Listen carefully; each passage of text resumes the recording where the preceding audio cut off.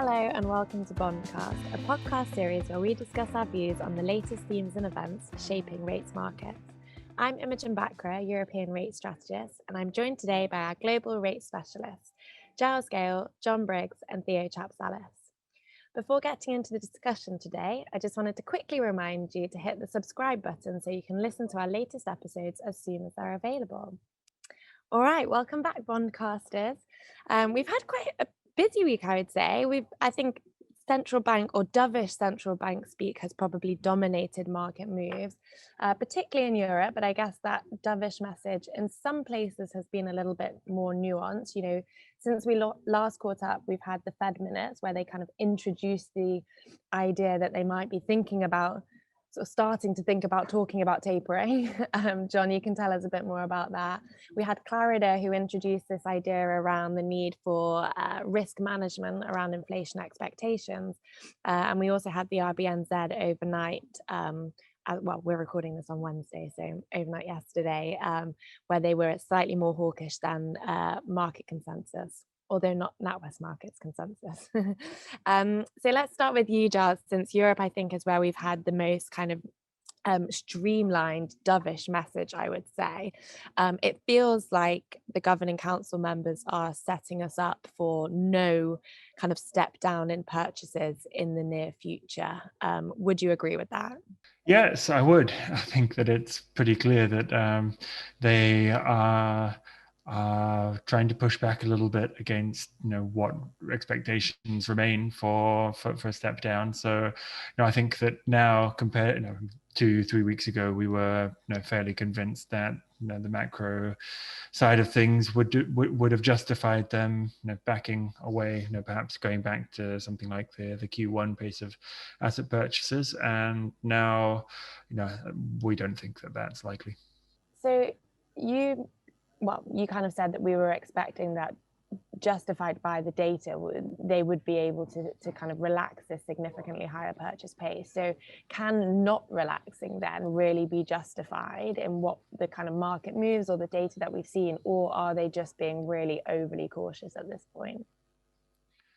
Right, so I think you're right to suggest that the data would justify a step down in asset purchases, probably if you're just looking at that. I mean, certainly seems like the risks are less skewed to the downside, certainly compared to March.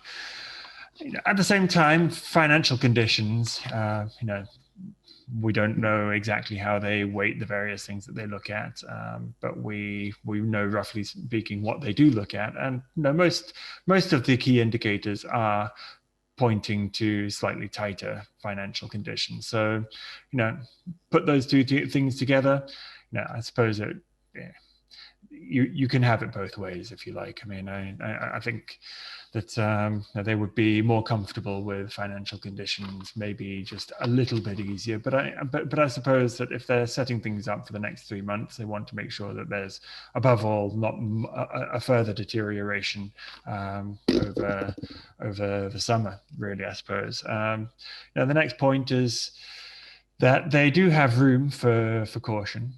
Inflation expectations are still very low in Europe, and while the resurgence of inflation is certainly something which people want to talk about in the European context, it's more sort of global theme at this point. And so, as I say, they have a lot of room to remain cautious. Perhaps 3 months of a slightly higher purchase pace is a relatively small price to pay for a little bit of extra insurance there. And going into the summer, I mean, summers are often volatile periods, and I think that it will be in the back of their mind that they have their strategy review to deliver in September, and the last thing that they would want to have happen probably would be for that to be dominated by some volatility over the summer, rather than the longer term considerations that they really should be prioritizing.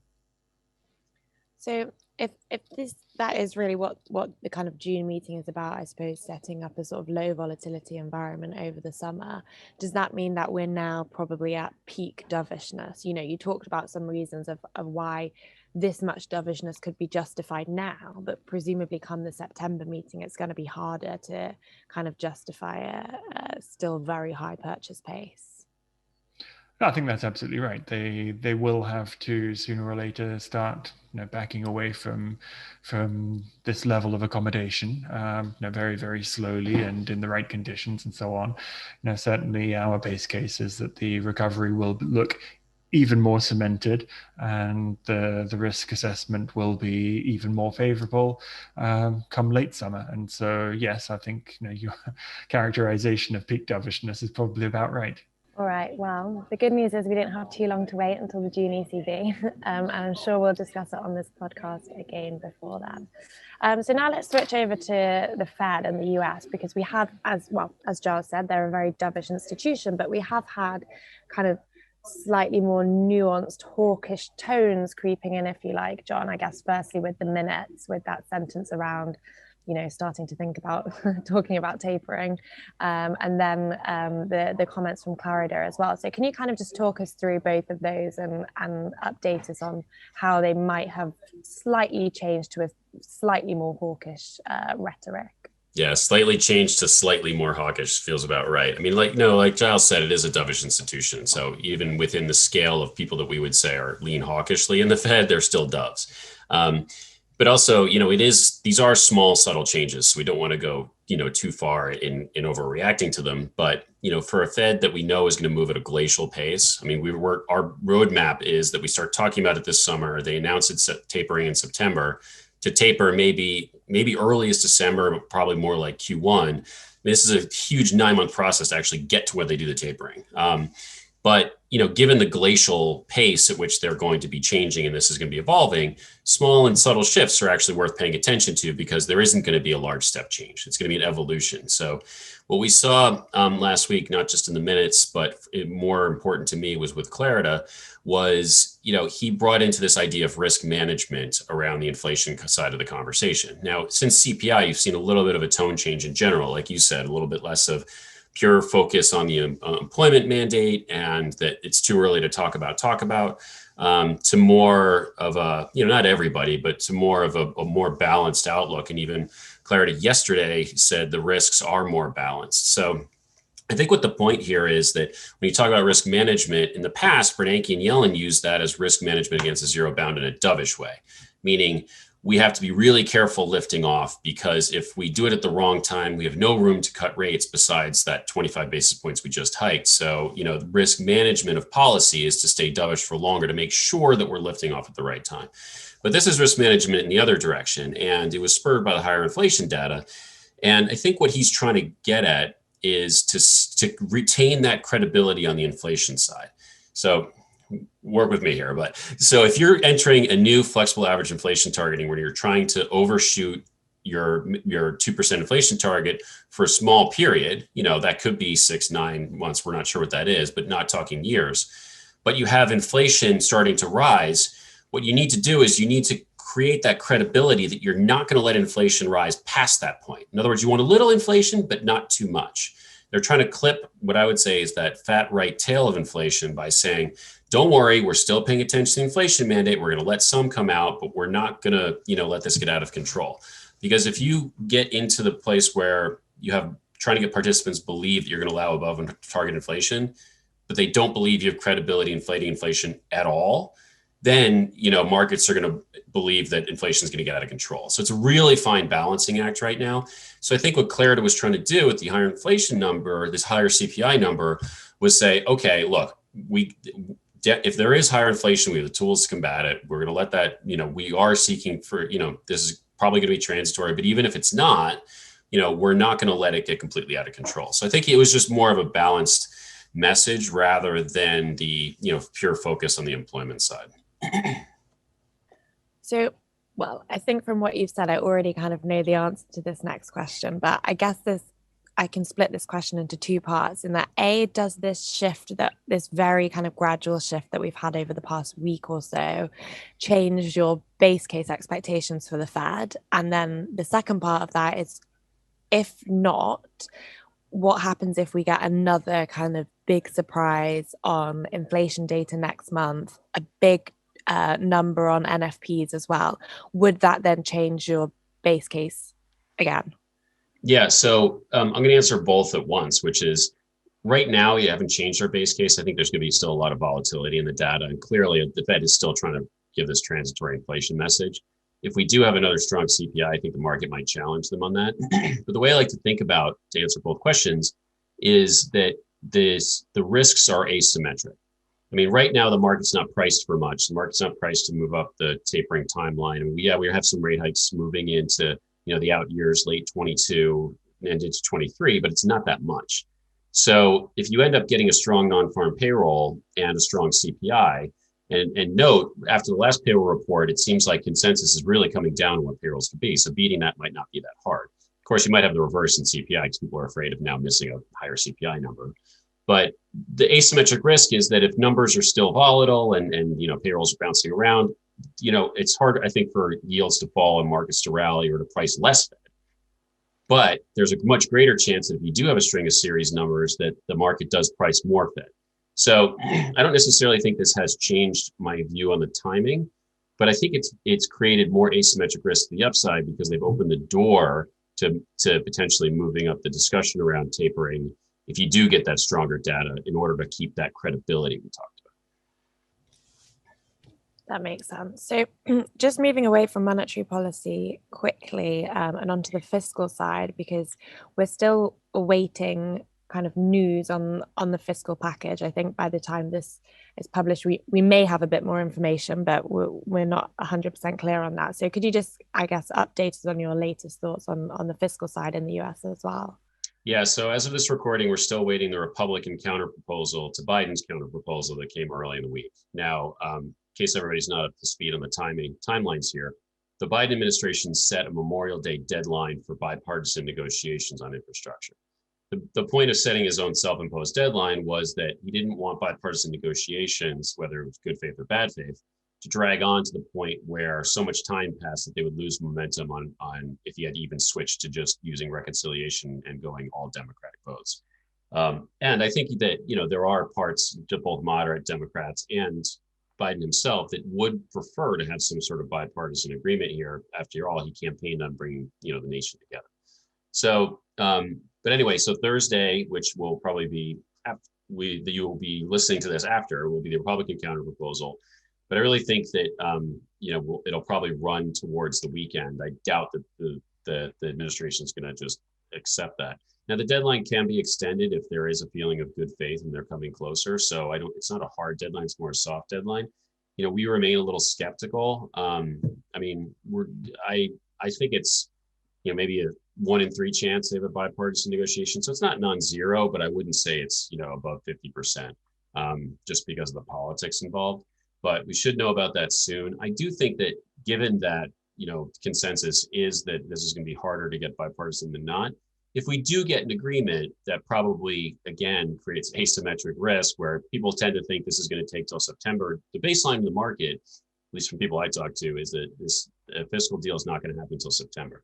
So if we have, even if it's a smaller deal, but it happens now, that opens the door for the Democrats to use reconciliation on other spending priorities. So I think that could be, a little bit of a fiscal surprise, which again creates an asymmetric risk to higher yields, even though I think this one, may not be likely.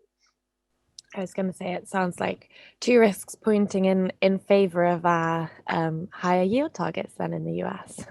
All right, then let's move away from policy completely and head over to the UK, Theo, where we had the linker syndication this week. And I think I'm right in saying that it was the biggest ever linker syndication in cash terms. So can you tell us a little bit more about that and how that went? Yeah, absolutely. So when we take a step back and we think about the previous 2 years, they were featured by very little linker issuance. And we know that the UK market is particularly starved for linker supply. So there was a reason why we didn't get much linker issuance, and that RPI reform did create a degree of uncertainty. And because of that, the DMO was hesitant to issue debt. Now that uncertainty obviously was lifted in November 2020, and investors want to buy more linkers. And we've seen, indeed, as you've said, a record size of a syndication in terms of cash terms. So that was the Linker 39s. I think it shows many bits. So one is the fact that there is clearly very strong appetite for inflation-linked paper. I mean, this goes without saying, given the size. Two, it shows that the DMO, they do take into consideration valuations and the shape of the curve. So that particular sector is much more beneficial, and there is a lot stronger demand in 15 to 20-year linkers than, say, across 30-year linkers. So when we looked at RPI forwards, for example, the difference is around 50 basis points, so 5-0. So clearly, you move 10 years shorter, and then you get much, much higher valuations.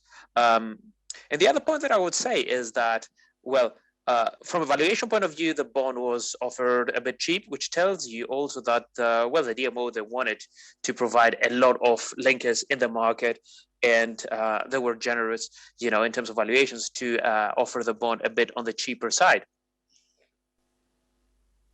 So how do we trade this going forward then? Yeah, I think issuance in that part of the curve is particularly important. So you have a curve which looks very strange. So it is inverted, and then at some point around the 30-year sector, we've got a low, and we've got a low in terms of RPI forwards and break-evens because there's been too much supply, and investors don't want that supply. However, at the 15 to 20-year part of the curve, we have a hump. So when you speak to link investors about trading the hump, this is really positioning at that part of the curve. We want to be short. We want to be short break-evens at that part of the curve. We understand that, front-end inflation globally has been supported, and investors are really, I would say, not surprised, but I would say definitely they are thinking twice following the numbers, the very strong inflation numbers that we had from the US and the UK. But the longer end has no need to perform. Because if you think that all that fiscal spending that we get in the US and, the reopening of the economy, they do bring higher inflation. They will bring higher inflation now. They will not create higher inflation in 15 years' time. And this is, I think, quite an important factor. So we want to be short that part of the curve because we think that more issues will come, and a part of the curve that was trading rich for about 5 years because there was practically very little supply, that part will have to cheapen. So short 15-year. So were you surprised yesterday with how well supported long break-evens were, given that they're already at fairly rich valuations? Yeah, I think this is actually quite interesting that, you offer duration to the market and that the market just picks it up. And to me, this is an indication that often demand, or actually supply, creates additional demand, which is very interesting. So this is a very UK specific theme. You offer more supply, and then some of the investors just wake up and say, wow, this is an opportunity to buy, and then that creates some additional demand. So the long end did definitely perform well when you look at valuations in the beta metric, for example. And if you take into consideration that all that bond rally did create also a gilt rally, and that usually is negative for break-evens, but break-evens have held up very well at the back end of the curve, which to me is a clear evidence that, that additional supply has created additionally higher demand. Okay, nice. You gave me a nice segue there into my last question then, I guess, around gilt yields, because, you mentioned that bond yields have been leading the way lower and gilts have been following. Where next for UK rates, do you think? Are they going higher or are they continuing to kind of trend downwards from here? So we are definitely on the bearish camp. We think that really the 1% target will be reached. The difficulty now is that more and more investors have embraced the view, and also they are a bit hesitant because they look at the numbers and the UK data are actually fairly strong, and yet there is no additional sell-off. So in our view, what we need to have is a continuation of strong data, which we think we will get, and at the same time have higher supply. And by the way, we have a central bank that is in tapering mode. So either you call it technical tapering or a mathematical tapering or whatever tapering, it is tapering. The BOE buys gilts at a slower pace, and hence we got some steepening of the curve. So we think that yields will go high. But again, this is really another 20 basis points of a sell-off. It's not a 50 basis point. And the other point that I want to make is that I believe that the next 20 basis point sell-off will be more difficult than the previous 40 basis point sell-off. The reason is really because right now, it is a view that is generally better understood, the bearish view. It has been embraced, and we need to get the data to confirm that view and supply so that yields go up. It cannot just be affected by a shift in investor positioning. Yeah, it definitely does feel like that bearish view has become more consensus globally, I would say, over the past few months. All right, Bondcasters. Well, thank you for joining me again. And we'll catch up again next week. And just a reminder to everyone that if you did like today's episode, please hit the like button to show your appreciation and subscribe so you can listen to our latest episodes as soon as they're available. Thanks. Chat next week.